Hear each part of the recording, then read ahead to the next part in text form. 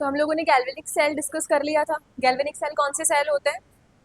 जो chemical energy को electrical energy में कन्वर्ट कर रहे होते हैं। तो जब हम उसकी प्रोसेस देख रहे थे तो हमने देखा कि हम उसमें एक सॉल्ट ब्रिज को अटैच कर रहे थे।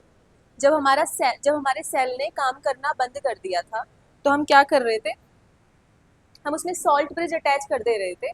तो सॉल्ट ब्रिज अटैच करने से हो क्या रहा था, हमारा जो सेल का डायग्राम था, जो सेल था हमारा, उसका सर्किट कंप्लीट हो जा रहा था और दोनों सॉल्यूशंस जो हमने ले रखे थे अलग अलग कंटेनर में वो उसको न्यूट्रलाइज कर दे रहा था।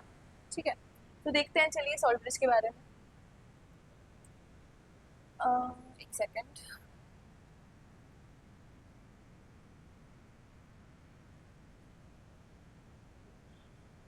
सॉल्ट ब्रिज, सॉल्ट ब्रिज क्या होता है? अगर is a gelatinous substance derived from seaweeds. ये मैंने लास्ट क्लास में भी आप लोगों को बताया था कि जो अगर सॉल्यूशन होता है जो हमें कहाँ से मिलता है, सी वाटर से मिलता है, या फिर जो सी फंगस या फिर सी फंगाई जो होती है उससे हमें मिलता है। तो इस सॉल्यूशन बेसिकली क्या होता है, अगर एक जिलेटिनस सब्सटेंस होता है, एक जेली जैसी इसकी स्ट्रक्चर होती है। तो इसको जब हम गर्म करते हैं तो ये मॉल्टन स्टेट में चला जाता है, फिर इसमें कोई भी सॉल्ट वगैरह ऐड कर दिया जाता है जिस भी सॉल्ट की हमको जेली बनानी है। जैसे कि हम सॉल्ट ब्रिज जब हम लेते हैं तो उसमें हम KCl या फिर K2SO4 या फिर NaNO3 इन सब चीज़ों के सॉल्ट लेते हैं। तो अगर मैं लिक्विड फॉर्म में लूंगी तो वो चीज़ों के साथ में वो जो 2 कंटेनर हमने ले रखे थे सेल में उनके साथ में वो रिएक्ट कर जाएंगे। पर हम यही नहीं चाहते कि वो उनके साथ में रिएक्ट करें, तो इसलिए हम जो KCl या फिर हम जो भी जो सॉल्ट सॉल्यूशन लेते हैं सॉल्ट ब्रिज के अंदर उसको हम जेली में कन्वर्ट कर देते हैं अगर के साथ में मिक्स करवा करके। तो the warm agar is use to fill the tube and on cooling it sets to form jelly. तो warm अगर को ट्यूब के अंदर फिल कर दिया जाता है और जब वो कूल हो जाता है, जब वो ठंडा हो जाता है तो वो जेली में कन्वर्ट हो जाता है। Electrolyte to be used in the salt bridge should be inert, else it will interfere with the redox reaction। जो भी इलेक्ट्रोलाइट हम ले रहे हैं सॉल्ट ब्रिज में, जैसे मैंने KCl लिया, ठीक है, तो जो भी इलेक्ट्रोलाइट हम ले रहे हैं ये कैसे होने चाहिए? ये नॉन रिएक्टिव होने चाहिए, ये इनर्ट होने चाहिए। इनर्ट मीन्स वही जो रिएक्ट ना करें। अगर ये रिएक्ट कर जाएंगे तो हमारे दोनों कंटेनर्स में कौन सी रिएक्शन हो रही थी? रिडॉक्स रिएक्शन हो रही थी। तो हमारे रिडॉक्स रिएक्शन के साथ में पार्टिसिपेट कर लेंगे और ऑक्सीडेशन रिडक्शन जो हमें देखने को मिल रहा था कंटेनर्स में वो नहीं मिलेगा हमें। और हमारे जो इलेक्ट्रॉन्स जा रहे थे एनोड टू कैथोड वो भी मूव करना बंद कर जाएंगे। इसलिए जो भी हम सॉल्ट ब्रिज में इलेक्ट्रोलाइट ले रहे हैं वो हम कैसा लेंगे? इनर्ट लेंगे। ठीक है, नेक्स्ट हम बात करते हैं किसकी? फंक्शंस ऑफ सॉल्ट ब्रिज की। तो जैसा कि हमने देख ही लिया था कि कंप्लीट करता है इलेक्ट्रिकल सर्किट को, allowing the movement of ions from one solution to the other without mixing of the two solution. सबसे पहले तो ये क्या कर देता है, सर्किट को कंप्लीट कर देता है और आयंस के मूवमेंट को अलाउ करता है एक सॉल्यूशन से दूसरे सॉल्यूशन में without mixing of two solution, दो सॉल्यूशंस को मिक्स करने के अलावा। मतलब इन, ये देखिए डायग्राम देखिए आप कि ये जो दो मैंने बीकर ले रखे थे उसमें एक में मैंने ZnSO4 का सोल्यूशन ले रखा था और दूसरे वाले में मैंने CuSO4 का सोल्यूशन ले रखा था। तो जब इसके अंदर हमारे Zn+ के जो आयंस थे वो इंक्रीज हो गए थे, इस वाले के अंदर हमारे SO4 2- वाले आयंस इंक्रीज हो गए थे, यानी कि इसमें पॉजिटिव चार्ज इंक्रीज हो गया था, इसमें नेगेटिव चार्ज इंक्रीज हो गया था। तो जो सॉल्ट ब्रिज था वो क्या कर रहा था, वो इन दोनों को न्यूट्रलाइज कर दे रहा था आयंस को एक्सचेंज करके। मतलब इस वाले सॉल्यूशन में से वो Zn+ को निकाल ले रहा था, इस वाले सॉल्यूशन में से वो SO4 2- को निकाल ले रहा था। तो दोनों सॉल्यूशंस को मिक्स करने मिक्स ना करके ये क्या कर रहा था, उनको सेपरेट आउट कर दे रहा था आयंस को उन दोनों सॉल्यूशंस में से। तो जिस वजह से हमारे जो दोनों सॉल्यूशन थे वो कैसे हो जा रहे थे, न्यूट्रलाइज हो जा रहे थे। ठीक है, नेक्स्ट क्या था, salt bridge helps in maintaining the electrical neutrality of the solution in two half cells. जो सॉल्ट ब्रिज होता है वो इलेक्ट्रिकल न्यूट्रलिटी मेंटेन करता है। देखो ये डायग्राम दिख रहा है कितना अच्छा है। ये जो रॉड है वो जिंक की है और ये जो जिंक है वो क्या कर रहा है, वो नीचे गिर जाता है, अपने इलेक्ट्रॉन को छोड़ देता है। तो ये क्या, ये जो है ये कौन है, ये जिंक है।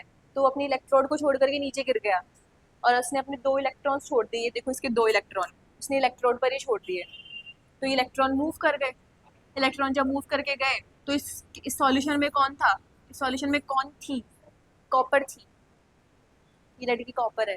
ये लड़का जिंक है, तो जिंक गिर गया, उसने अपने 2 इलेक्ट्रॉन छोड़ दिए, अपने 2 इलेक्ट्रॉन इधर भेजे, तो 2 इलेक्ट्रॉन जब लड़की ने देखे तो उसने क्या किया, कॉपर वाली इलेक्ट्रोड के ऊपर अटैक किया।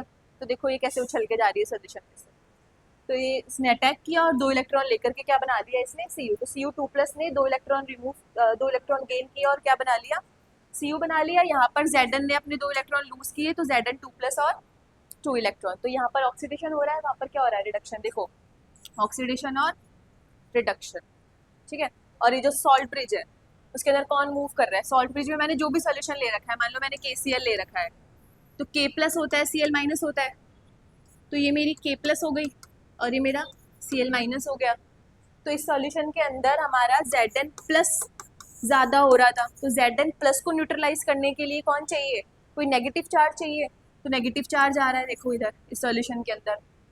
और इस सॉल्यूशन में कौन ज़्यादा हो गया था, SO4 2- ज़्यादा हो गया था, यानी कि नेगेटिव चार्ज ज़्यादा हो गया था। तो नेगेटिव चार्ज को बैलेंस आउट करने के लिए कौन आना चाहिए सॉल्यूशन में, साल्ट ब्रिज में से पॉजिटिव चार्ज आना चाहिए, तो इसलिए पॉजिटिव चार्ज आ रहा है देखो इस सॉल्यूशन के अंदर।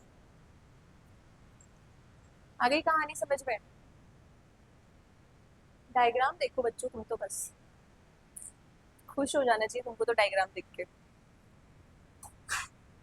अब हम बात करते हैं किसकी, स्पेसिफिकली डैनियल सेल की। तो डैनियल सेल कैसा सेल है, एक गैल्वेनिक सेल ही है जो केमिकल एनर्जी को इलेक्ट्रिकल एनर्जी में ही कन्वर्ट करता है। और डैनियल सेल को डैनियल सेल हम इसलिए बोल देते हैं क्योंकि एक साइंटिस्ट थे डैनियल, उन्होंने दिया था, तो उन्हीं के नाम पे हमने इन सेल का नाम रख दिया डैनियल सेल, ठीक है। तो केमिकल एनर्जी को इलेक्ट्रिकल एनर्जी में कन्वर्ट करता है। और ये रहा इसका डायग्राम। तो डायग्राम मैं समझाऊँ अलग से बना करके, वही चीज़ें हो रही है जो हमारे लास्ट डायग्राम में हो रही थी, जहाँ पर हमने आयरन और कॉपर की इलेक्ट्रोड ले रखी थी ना। अब हमने किसकी ले ली, जिंक और कॉपर की ले ली। तो जिंक और कॉपर की इलेक्ट्रोड है, जिंक सल्फेट और कॉपर सल्फेट है, तो इसका मतलब सेल कौन सा है, डैनियल सेल। तो देखो ये जो जिंक की इलेक्ट्रोड थी इसने क्या किया, Zn2+ इसमें आ गया, 2 इलेक्ट्रॉन छोड़ दिए, 2 इलेक्ट्रॉन मूव कर गए इस सॉल्यूशन के अंदर। जो Cu2+ और SO4 2- था, उसमें से Cu2+ ने इसके ऊपर इलेक्ट्रॉन्स देखे तो इसके ऊपर जाकर के चिपक गया। तो ये रिएक्शन यहाँ पर Cu आएगा, Cu2+। तो इस रिएक्शन इस वाले कंटेनर में क्या हो रहा है, Zn+ 2 इलेक्ट्रॉन, Zn 2 इलेक्ट्रॉन दे रहा है बच्चों, यहाँ पे रिएक्शन आएगी Zn 2+ + 2 इलेक्ट्रॉन, ये रिएक्शन आएगी यहाँ पे। स्लाइड में जो रिएक्शंस है ना उनको चेंज करके लिख लेना आप लोग जब डायग्राम बनाओ। तो इसमें Zn जो है वो Zn2+ + 2 इलेक्ट्रॉन में कन्वर्ट होगा और वहाँ पर Cu2+ 2 इलेक्ट्रॉन लेकर के कॉपर में कन्वर्ट होगा, ठीक है।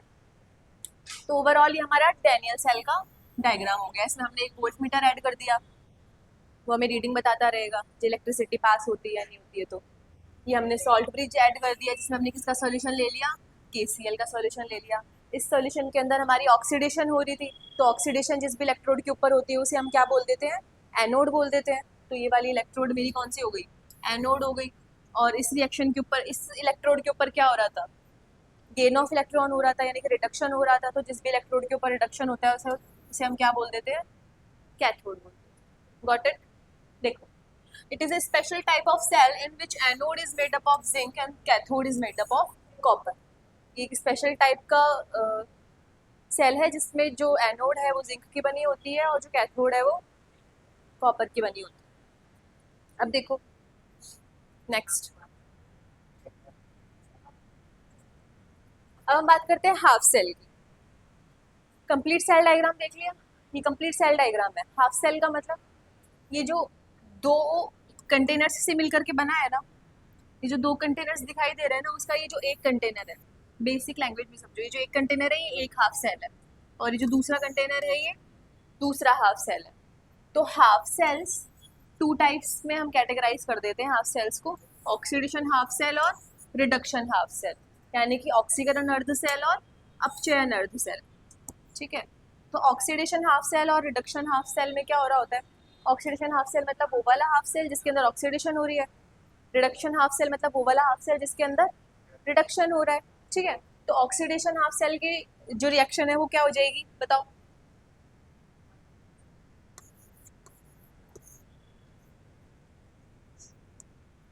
Zn जो था वो अपने सॉलिड स्टेट में था इलेक्ट्रोड के ऊपर, उसने 2 इलेक्ट्रॉन लूज किए और किस में चला गया, सोल्यूशन में चला गया, तो Zn2+ में कन्वर्ट हो गया और एक्वस मीडियम में चला गया, +2 इलेक्ट्रॉन उसने लूज कर दिया। तो ऑक्सीडेशन हाफ सेल की जो रिएक्शन है हमारी वो ये हो गई, बहुत इंपॉर्टेंट होती है। आप लोगों को सेल दे दिया जाता है और बता दी, और आपको एग्जाम्स में मतलब क्वेश्चन ऐसे ही आता है कि सेल दे दिया जाएगा और आप लोगों को बोल दिया जाएगा कि इसमें हो रही ऑक्सीडेशन हाफ रिएक्शन बताओ और रिडक्शन हाफ रिएक्शन बताओ। तो ये रिएक्शंस आपको लिखनी आनी चाहिए। कैसे लिखते हैं, स्टेट में मेंशन करते हैं। जैसे कि उस सेल के अंदर मैंने जिंक की इलेक्ट्रोड ले रखी है ना, तो अगर जिंक इलेक्ट्रॉन दे रहा है तो वो अपनी सॉलिड स्टेट में था, सॉलिड स्टेट से वो कौन सी स्टेट में जा रहा है, एक्वस स्टेट में जा रहा है। तो दैट्स वाई मैंने क्या लिख दिया कि सॉलिड कन्वर्ट हो रहा है एक्वस में +2 इलेक्ट्रॉन। रिडक्शन हाफ सेल की रिएक्शन देखते हैं। कॉपर कौन सी स्टेट में था, 2+ की स्टेट में पहले से अवेलेबल था सोल्यूशन में, तो कॉपर अपनी एक्वस स्टेट में था, प्लस इसने क्या किया, इसने 2 इलेक्ट्रॉन गेन किए और क्या बना लिया, कॉपर सॉलिड बना लिया। क्या बना लिया, कॉपर सॉलिड। ठीक है, तो ये हमारी कौन सी रिएक्शन हो गई, रिडक्शन हाफ रिएक्शन हो गई। अगर मुझे बोल दिया जाए कि इस सेल की ओवरऑल रिडॉक्स रिएक्शन लिखो, ऑक्सीडेशन हाफ रिएक्शन नहीं, ना ही रिडक्शन हाफ रिएक्शन, क्या लिखनी है, ओवरऑल रिडॉक्स रिएक्शन लिखनी है, तो मैं क्या कर दूंगी, Zn2+, एक सेकेंड,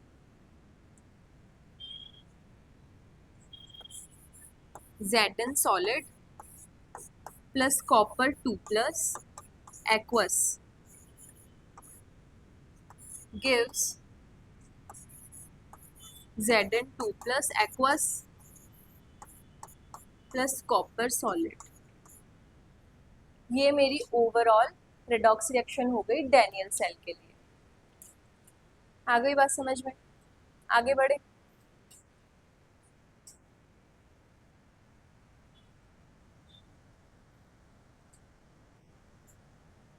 अब देखो हाफ सेल की एक और बात, the oxidation of zinc produce the excess of zinc ions, यानी कि Zn के ऑक्सीकरण से जिंक आयनों की अधिकता उत्पन्न होती है। जब Zn के अंदर ऑक्सीडेशन हो रहा है तो इस सॉल्यूशन के अंदर कौन बढ़ रहा है, हमारा Zn2+ बढ़ते जा रहा है। ठीक है, दूसरी लाइन देखो, reduction of copper ions leaves excess of sulphate ions, यानी कि कॉपर आयनों के अपचयन से सल्फेट आयनों की अधिकता होती जा रही है।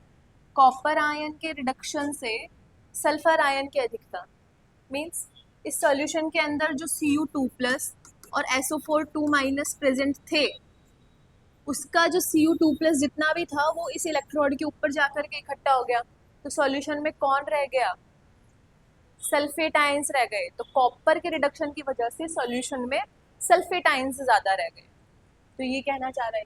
Next, salt bridge is used to maintain the electrical neutrality. तो हमने क्या किया, दोनों हाफ सेल्स में एक सॉल्ट ब्रिज को लगा दिया, जिसकी वजह से ये जो Zn2+ आयन था और ये जो SO4 2- आयन था, इनकी न्यूट्रलिटी बैलेंस होगी। ठीक है,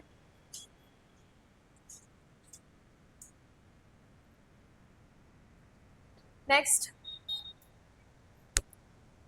half cell, with time the concentration of copper sulfate solution decreases as the copper ions get reduced। जैसे जैसे सेल प्रोसेसिंग करेगा तो वैसे वैसे क्या होता जाएगा, हम देखेंगे कि ये जो कॉपर सल्फेट का सॉल्यूशन था इसकी कंसंट्रेशन लो हो गई। कंसंट्रेशन लो हो गई, कैसे हो गई, क्योंकि कॉपर तो पूरा इलेक्ट्रोड के ऊपर जमा हो गया, तो कॉपर बचा ही नहीं, केवल सल्फेट आयन ही बचे हमारे उस सॉल्यूशन के अंदर। तो इस वजह से क्या हो गया, कंसंट्रेशन रिड्यूस हो गई। तो कंसंट्रेशन रिड्यूस हो गई तो जो करंट है वो घटता चला जाएगा टाइम के साथ, करंट हमारा कम होता चला जाएगा। समझ में आ गई बात। ये हम हाफ सेल्स वगैरह ये हम सब किसके लिए देख रहे हैं, डैनियल सेल के लिए देख रहे हैं, पर हाफ सेल्स का कॉन्सेप्ट सभी सेल्स में सेम चलता है। अभी मैं जिंक और कॉपर का एग्जाम्पल लेकर के समझा रही हूँ, अगर आयरन और कॉपर होता तो मैं आयरन कॉपर का एग्जाम्पल लेकर के समझा रही होती। ठीक है,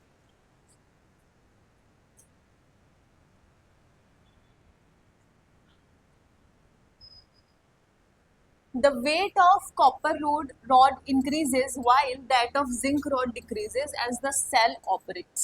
जैसे जैसे सेल वर्किंग करेगा तो हमारा जो जिंक इलेक्ट्रोड है वो साइज में कम होता जाएगा और जो कॉपर इलेक्ट्रोड है वो साइज में बढ़ता जाएगा। यही तो देखा था हमने डायग्राम में।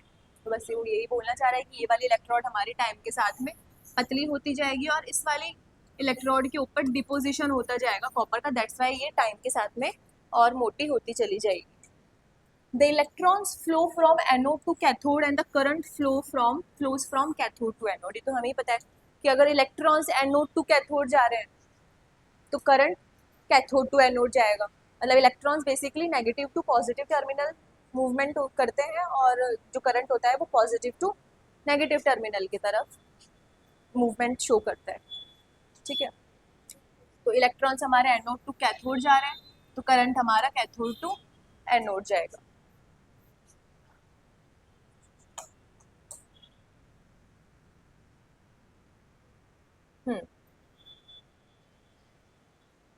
अब देखो, if the electrodes of a cell are connected together, the electrons will flow from negative terminal to positive terminal। अगर दोनों इलेक्ट्रोड्स को हम कनेक्ट कर देते हैं एक वायर से, जैसा कि हमने इसमें कर रखा है, तो इलेक्ट्रॉन्स क्या करेंगे, नेगेटिव टर्मिनल से पॉजिटिव टर्मिनल की तरफ मूव करना स्टार्ट कर देंगे। नेक्स्ट पॉइंट देखो, in this case the cell potential is measured as 1.1 volt provided that Zn2+ is equal to Cu2+ is equal to 1 molar. ये क्या बोलना चाह रहा है, ये बोलना चाह रहा है कि डैनियल सेल जो होता है ना हमारा, उसका जो सेल पोटेंशियल होता है, अगर मैं वोल्ट मीटर लगाऊंगी तो वहाँ पर रीडिंग आएगी 1.1 वोल्ट, विच इज मतलब बहुत कम है, जो which is very less. 1.1 volt, एक बल्ब भी नहीं जलता 1.1 वोल्ट पे। एक जो हम दिवाली पे जो लाइट्स लगाते हैं ना, वो छोटी छोटी लाइट्स होती है, उसकी एक लाइट जल जाएगी। 1.1 वोल्ट बहुत कम होता है। तो मान लो अगर मुझे वैसे 10 लाइट जलानी है तो मुझे 10 डैनियल सेल बनाने पड़ेंगे। इसका वोल्टेज बहुत ही कम होता है, पर हम ये देख रहे हैं कि केमिकल रिएक्शन से इलेक्ट्रिकल एनर्जी जनरेट हो जाती है। तो जो हमारा डैनियल सेल होता है इसका इलेक्ट्रिक पोटेंशियल कितना होता है, 1.1 वोल्ट। याद रख लेना, हालांकि हम इसे कैलकुलेट भी करेंगे जब हम इलेक्ट्रोड पोटेंशियल पढ़ेंगे ना, आगे टॉपिक आएगा इलेक्ट्रोड पोटेंशियल, उसमें हम दोनों इलेक्ट्रोड्स के बीच का पोटेंशियल मेजर कर रहे होंगे, तब हम डैनियल सेल का एग्जाम्पल लेकर के समझेंगे और 1.1 वोल्ट हम कैलकुलेट भी करेंगे। पर ये तुम लोगों को याद होना चाहिए, क्योंकि अगर एग्जाम में क्वेश्चन आता है ना, न्यूमेरिकल अगर आते हैं तो डैनियल सेल पे क्वेश्चन आया अगर, तो वो तुम लोगों को इलेक्ट्रोड पोटेंशियल नहीं देगा। तुम लोगों को उस मोमेंट पे याद होना चाहिए कि इलेक्ट्रोड पोटेंशियल डैनियल सेल का कितना होता है, 1.1 वोल्ट। और वो 1.1 वोल्ट कब होगा, जब हमने जो सॉल्यूशन ले रखा है, ये लिखा है ना यहाँ पे, Zn2+ और Cu2+ is equal to 1 M. M मतलब कैपिटल एम मतलब मोलरता, यानी कि मोलैरिटी। वन मोलैरिटी का मतलब हो गया कि 1 मोल ऑफ ZnSO4 और 1 मोल ऑफ CuSO4 डिजोल्व है हमारा 1 लीटर ऑफ वाटर में। मोलैरिटी का मतलब number of moles of solute या फिर number of moles of component dissolve in 1 litre of solution, यही होता है। तो यानी कि ये जो मैंने सॉल्यूशन ले रखा है ना, जो मैंने बोला था कि ZnSO4 का सॉल्यूशन ले रखा है और इसमें मैंने CuSO4 का सॉल्यूशन ले रखा है, इसका मतलब ये है कि 1 मोल ZnSO4 डिजोल्व है 1 लीटर पानी में और 1 मोल CuSO4 डिजोल्व है 1 लीटर पानी में। इस सिचुएशन में जो सेल पोटेंशियल है, जो इलेक्ट्रोड पोटेंशियल है, वो 1.1 वोल्ट आएगा। अगर 1 मोलर नहीं है, अगर हम कंसेंट्रेशन को ऊपर नीचे कर देंगे तो 1.1 वोल्ट नहीं आएगा। समझ में आ गई बात?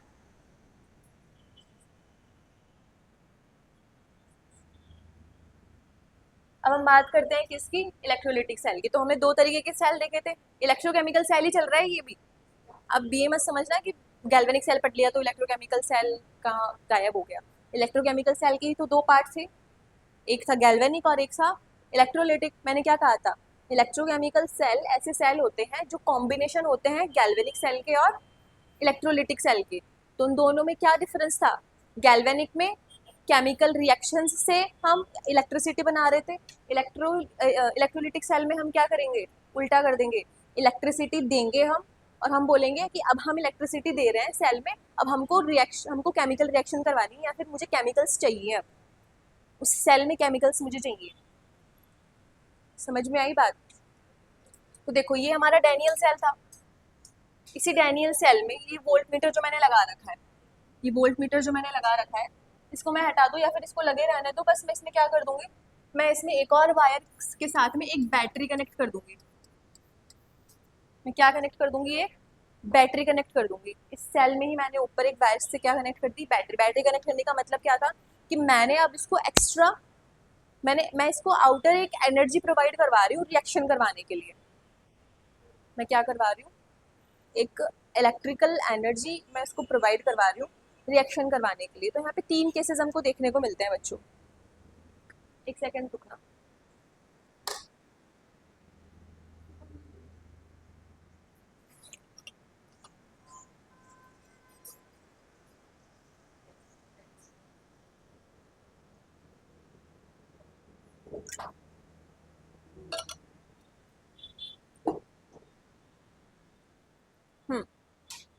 तो देखते हैं हम इलेक्ट्रोलिटिक सेल।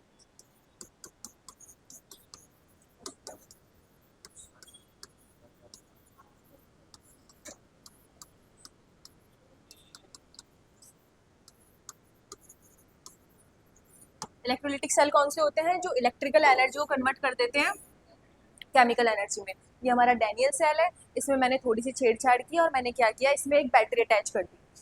बैटरी अटैच करने से क्या होगा, अगर जो बैटरी मैंने अटैच की है, अच्छा मुझे बताओ डैनियल सेल का इलेक्ट्रोड पोटेंशियल 1.1 वोल्ट। बैटरी जो मैंने अटैच की है, अगर मैंने 1.1 वोल्ट से कम की अटैच की तो क्या होगा,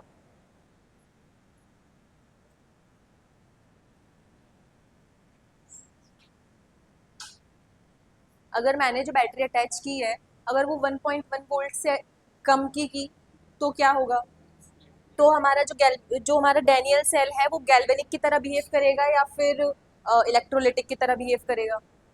देखो सिंपल सी चीज़ है, मैंने यहाँ पर एक कॉम्बिनेशन क्रिएट कर दिया है सेल का।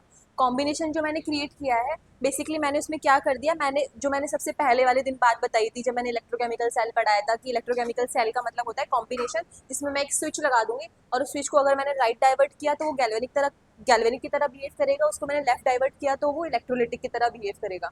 तो वो स्विच का मतलब क्या था, उस स्विच का मतलब था बैटरी का वोल्टेज। अगर बैटरी का वोल्टेज मैंने 1.1 वोल्ट से कम रखा, डैनियल का खुद का 1.1 वोल्ट है, अगर मैं 1.1 वोल्ट से कम का रखूंगी तो डैनियल सेल ज्यादा हुआ ना, डैनियल सेल का वोल्टेज ज्यादा हुआ 1.1। अगर मैंने जो बैटरी लगाई है उसका अगर इलेक्ट्रोड पोटेंशियल अगर मैं लेस देन 1.1 रखूँ, लेस देन 1.1 रखूँ तो क्या होगा, तो डैनियल सेल का 1.1 है, यानी कि डैनियल सेल का इलेक्ट्रोड पोटेंशियल ज्यादा है बैटरी से। तो जो हमारा सेल है वो डैनियल सेल की तरह ही वर्क करेगा।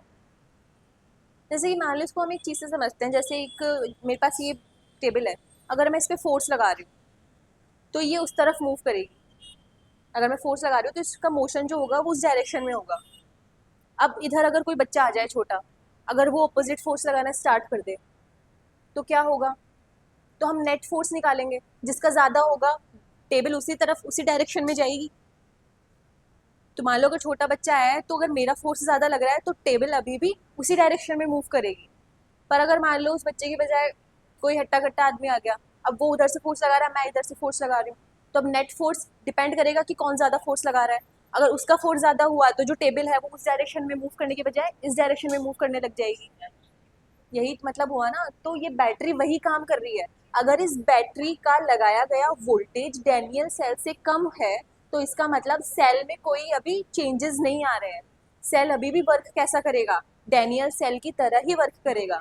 पर अगर बैटरी का वोल्टेज 1.1 वोल्ट से ज़्यादा का हो गया तो अब जो हमारा डैनियल सेल है वो किसकी तरह वर्क करेगा, वो इलेक्ट्रोलिटिक की तरह वर्क करेगा। समझ में आ गई बात।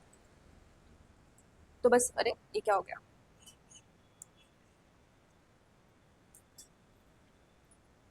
हम्म तो पहला केस क्या है, पहला केस ये है कि अगर जो इलेक्ट्रोड पोटेंशियल हम लोग अप्लाई कर रहे हैं, जो इलेक्ट्रोड पोटेंशियल हम अप्लाई कर रहे हैं वो मोर देन 1.1 वोल्ट है, वो मोर देन 1.1 वोल्ट है, जो ई एक्सटर्नल हम प्रोवाइड कर रहे हैं। ईवी तो मान लो मैंने डैनियल सेल के लिए ले लिया, ई एक्सटर्नल हम बोलेंगे, ई एक्सटर्नल जो एक्सटर्नल पोटेंशियल हम लोग अप्लाई करवा रहे हैं ना सेल के ऊपर, ई एक्सटर्नल जो मैं दे रही हूँ अगर वो मोर देन 1.1 वोल्ट है तो हमारा देन सेल बिहेव्स लाइक किसकी तरह, इलेक्ट्रोलिटिक सेल की तरह।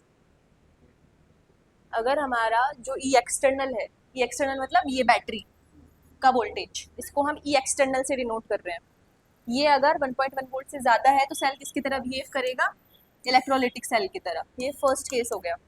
दूसरा केस, अगर ई एक्सटर्नल लेस देन है 1.1 वोल्ट से, देन सेल बिहेव्स लाइक किसकी तरह, गैल्वेनिक या फिर डैनियल सेल की तरह।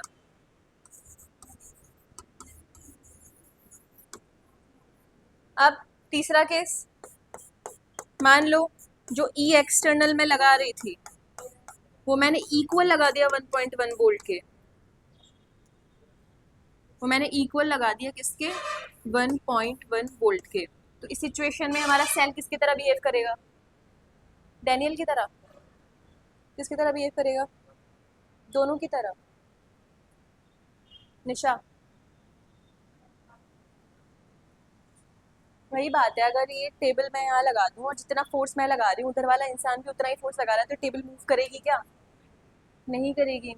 तो वही बात है कि अगर इस सेल का जो पोटेंशियल है वो 1.1 वोल्ट है और अगर मैंने बैटरी भी 1.1 वोल्ट की ही लगा दी, तो अब सेल खुद ही कंफ्यूज हो जाएगा कि तुम चाहते क्या हो, केमिकल रिएक्शंस करवा करके इलेक्ट्रिकल एनर्जी बनवाना चाहते हो या फिर इलेक्ट्रिकल एनर्जी देकर के केमिकल रिएक्शंस करवाना चाहते हो। क्योंकि जितना Zn हमारा Zn2+ में कन्वर्ट हो रहा है और Cu2+ Cu में कन्वर्ट हो रहा है, उतना ही Cu फिर से Cu2+ में और Zn2+ Zn में कन्वर्ट हो जाएगा।